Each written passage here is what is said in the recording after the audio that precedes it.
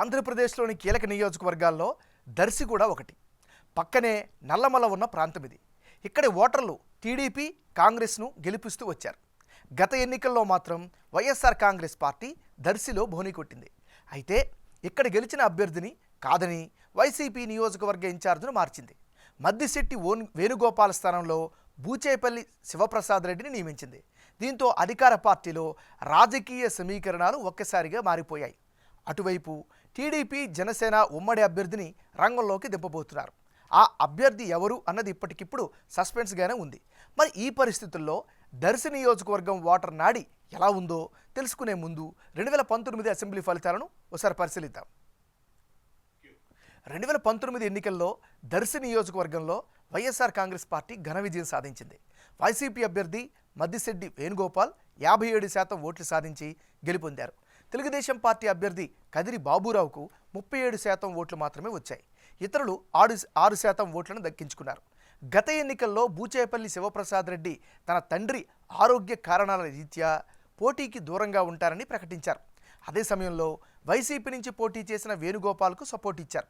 దీంతో అన్నీ కలిసి వచ్చి ఏకంగా 20% ఓట్ల తేడాతో వైసీపీ అభ్యర్థి ఘన విజయం సాధించారు.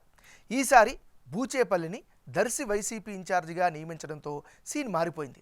మరి ఈసారి ఎన్నికల్లో దర్శి సెగ్మెంట్లో రాజకీయం ఎలా ఉండబోతోందో big TV exclusive detailed election సర్వేలో వెల్లడైనటువంటి అభిప్రాయాలను ఇప్పుడు పరిశీలిద్దాం.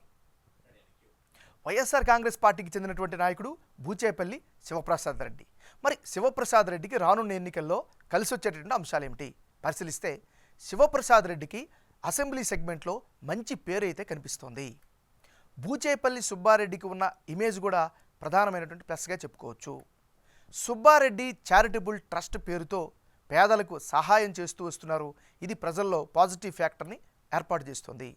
స్కూల్ ఫీజులు, వైద్య అవసరాలకు సొంత డబ్బులతో ఆర్థిక సహాయాలు చేస్తుండడం అదనపు బలంగా చెప్పుకోవచ్చు. మరీ ముఖ్యంగా కరోనా వంటి విపత్కరమైనటువంటి సమయంలో ఆయన చేసినటువంటి సహాయాలపై జనంలో అయితే పాజిటివ్ టాక్ ఉంది. మరీ ముఖ్యంగా మన దర్శి మన శివన్న పేరుతో క్యాంపెయినింగ్ చాలా బలంగా క్షేత్రస్థాయిలో కనిపిస్తోంది.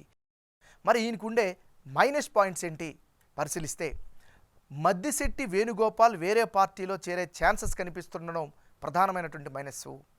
ఇక దర్శి నియోజకవర్గంలో తాగునీటి సమస్య అయితే రోజు రోజుకి పెరుగుతోంది. ప్రజలు ఇబ్బంది పడుతున్నారు.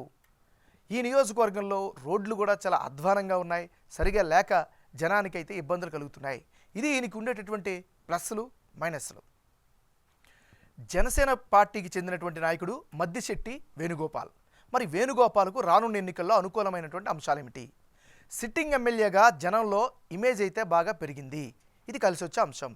తన హయాంలో కీలకమైనటువంటి మౌలిక వసతులను కల్పించారు. ఇది ప్రజల్లో కలిసి వచ్చేటువంటి అంశాలు.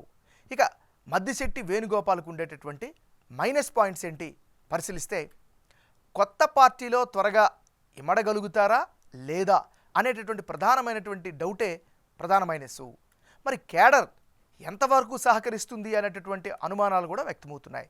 ఇది దీనికి సంబంధించినటువంటి ప్లస్లు మైనస్లు. రానున్న ఎన్నికల్లో దర్శి నియోజకవర్గంలో ఎవరెవరు బరిలో ఉంటే ఫలితాలు ఏ విధంగా వచ్చే అవకాశం ఉందో పరిశీలిద్దాం. ముందుగా బూచేపల్లి శివప్రసాద్ రెడ్డి, మద్దిశెట్టి వేణుగోపాల్. అంటే ఇప్పటికిప్పుడు దర్శిలో ఎన్నికలు జరిగితే వైసీపీ గెలిచే అవకాశాలు ఎక్కువగా ఉన్నట్లు బిగ్ టీవీ సర్వేలో తెలుస్తోంది.